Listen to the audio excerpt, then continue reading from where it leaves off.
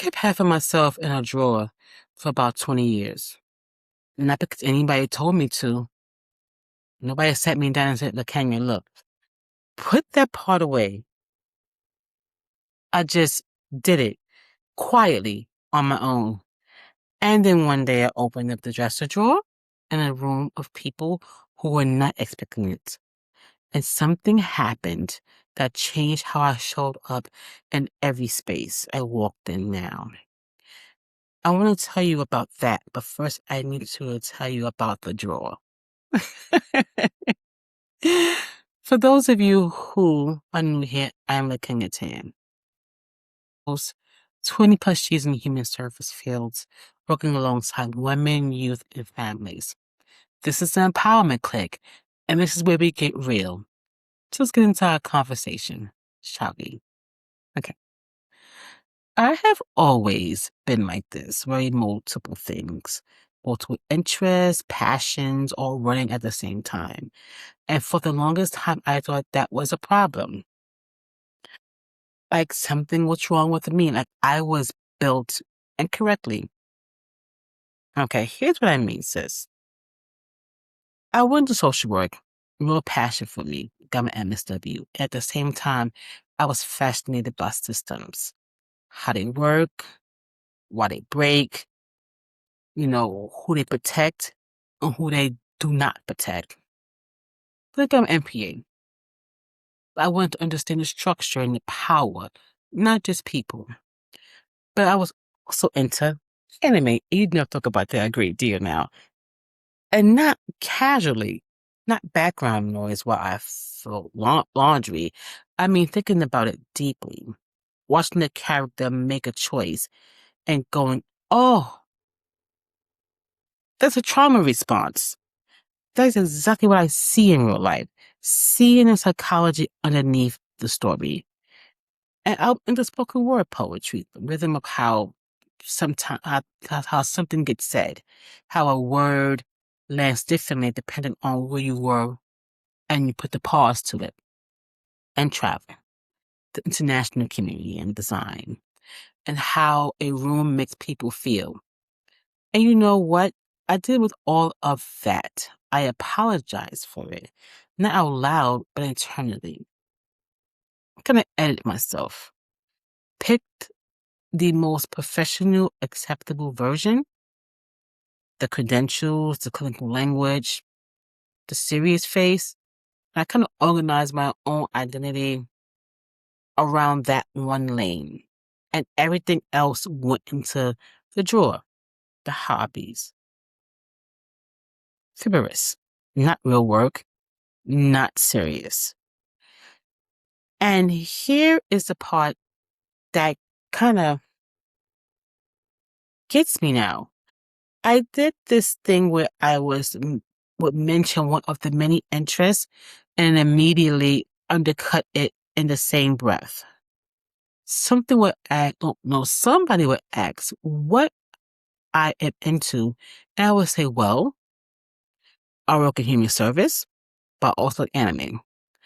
And I would say that second part in a voice like I was confusing, or I was confessing to something like I got caught. Sis, that is self-gaslight. That is the exact move. You name something, true about yourself, and then you apologize for it because anybody else gets a chance to. You describe your own life and then you file a complaint against it. You say the honest thing and then you take it back with your tone. I watched myself do this for years. Somebody asks what I do, I give the acceptable answer, and my brain is running this whole time going that it's not the full picture. Should I mention the rest? But, well, they think I'm unfocused. They think like I'm not serious. Maybe wait until they respect the main thing first. And here is what that does to you. It splits you.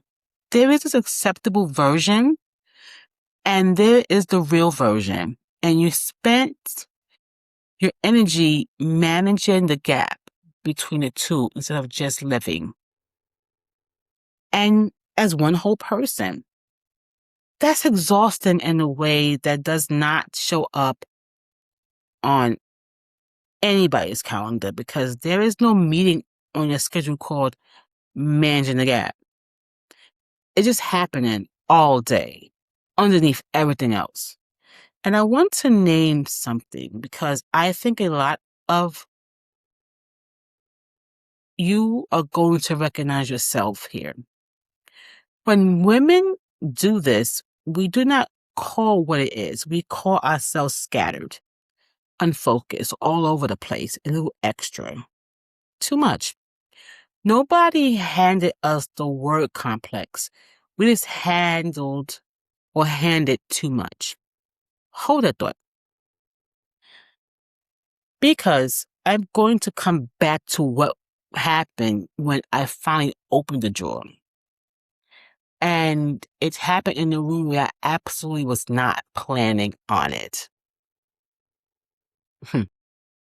Something shifted for me, and it was not one moment, it was a series of them.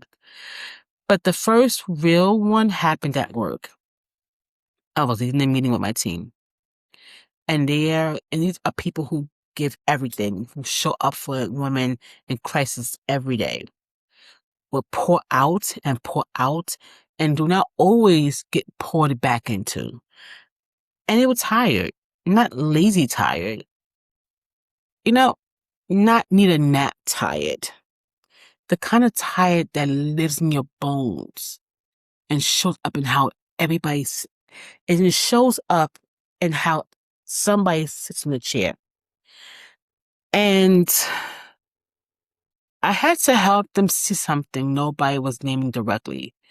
I had to explain that you cannot see a system while you are standing inside of it. That thing draining you is often invisible to you, precisely because you are in it.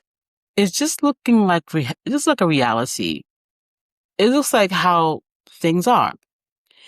And I did not pull out of a textbook, and I did not set a study. I talked about anime. I talked about Attack on Titans.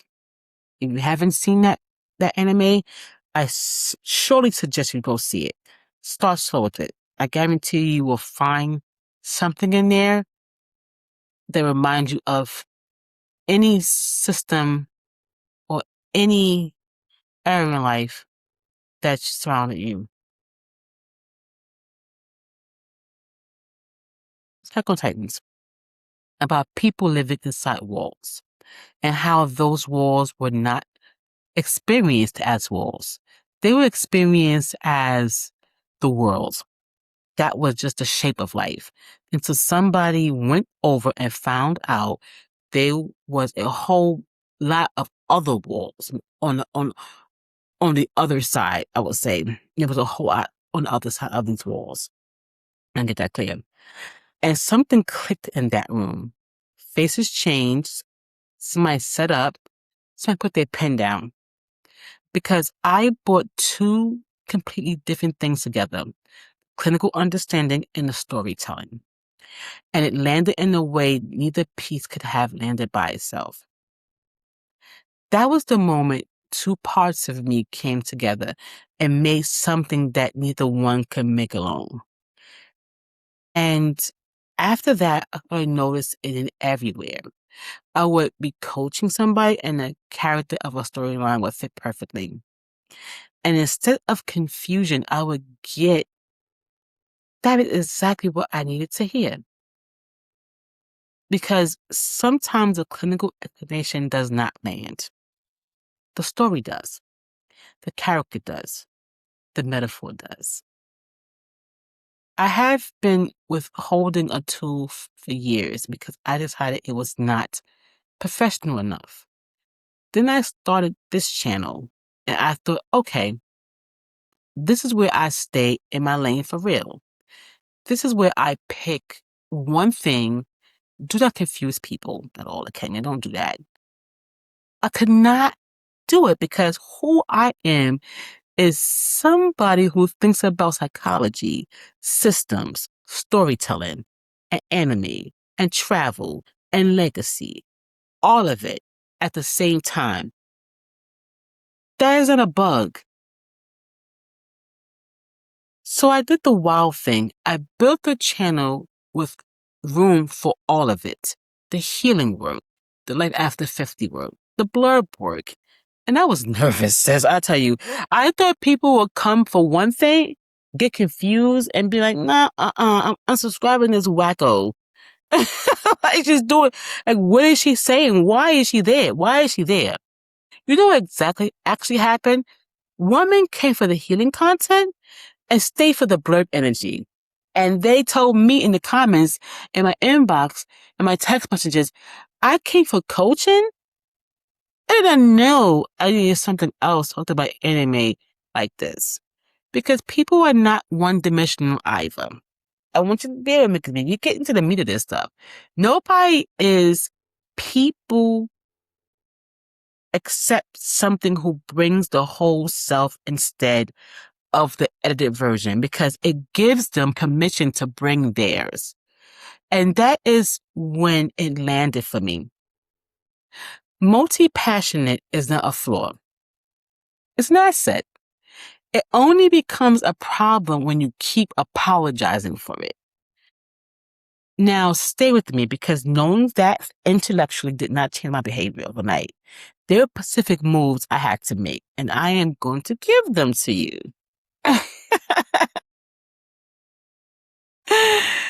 Let me define this thing a little properly, Fred, because the definition is doing a lot of work here. Multi-passionate does not mean you cannot commit. It means your commitment is wide. Your focus can be deep and your range can be broad at the same time. Those are not opposites. You see connections that one lane people cannot see because you have been standing in more than one place. And at 50, that becomes a superpower, not a liability, because you have decades in several different areas now. You have knowledge, perspectives, failures, wins. You can see how things connect in ways. Somebody who only ever do or only ever did one thing structurally cannot. So here are moves. Like move one, stop the apology tone. Not mentioning the things. Stop the tone. Listen to yourself the next time you name one of your interests. Are you saying it like a fact? Or are you saying it like a confession? Are you adding a little laugh at the end? A little, I know, random, a little, but anyways, that little laugh is the self-gaslight. Cut it. Like practice saying it flat. I work in human service. I also write about anime because totally starting teaches you real psychology. I think about how language lands. I care about travel and community. That's who I am. Period. Full stop. No apology attached. And if someone cannot hold the full picture, that is theirs to process, not yours to manage. Another move definitely is like switch your passion like by what is real, not by what is accepted, you know. Get a piece of paper, for instance, and write down everything you are actually interested in. Not what looks good, not what you would say at a work function, what you would spend a free Saturday on. No? Then look for the thread, because there usually is one, and finding it will turn scattered into coherent. Mine took me years to name. I say the blueprint underneath things, underneath people, systems, stories. That is a thread.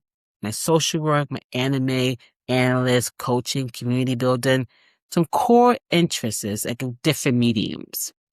That's why I call myself an architectural blurb, because when I found the thread, it stopped being a part of like random hobbies and became one woman with one obsession, expressing it in several different ways. Find your thread, sis, please. You may have been coherent this whole time and just did not have the sentence for it. Okay. Let the volume change without letting anything disappear. Everything you love does not get equal airtime every season. That is not abandonment. I think of that as that is bandwidth. Some seasons, my main work takes 80% of the writing.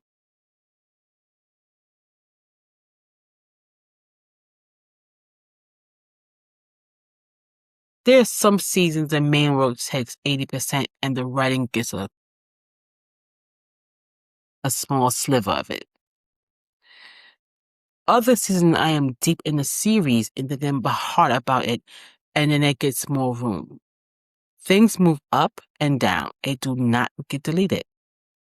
This is the room that keeps you from burning out on any single thing. If I only did one, I would be flat by now. Moving between them and what keeps me actually interested is all of them. You want to accept that some people are not going to get it and let that sort your circle for you. You know, somebody's going to hear your full list and not know what to do with it. They will think it is odd. Unfocused. You am serious. Good. That is free information. Please understand it, please. Because your people, the ones who see how that piece fits together, they'll respond differently. They're going to say, oh, that's just how her brain works. Yes. Yes. And then they trust you with their own complexity because you showed them it allowed to. Remember that. The tribe will find you in the weirdest, broadest, beautiful, nerdiest ways. So bring the whole self into the room before the room asks for you. This is one of the hardest ones, and it is the one that changes the most for me. Do not wait to get permission. Do not wait until people respect the acceptable part before you reveal the rest of it. Bring it in early. Use a tool you have been hiding. Make the reference. Tell the story. Worst case, somebody blinks at you. Best case, somebody puts their pen down and finally understands something they have been stuck on for years. I want you to leave with this. Please understand. The women I know who are thriving in their second half do not get smaller. Every single one of them expanded. It stopped auditioning for a narrower version of themselves. You are never too much. I mean, you are multi, and there is a difference. I want you to remember this. Knowing yourself isn't selfish, it's necessary. Check yourself so you can be yourself. This is Lakenya Tan with the Empowerment Clique. Peace.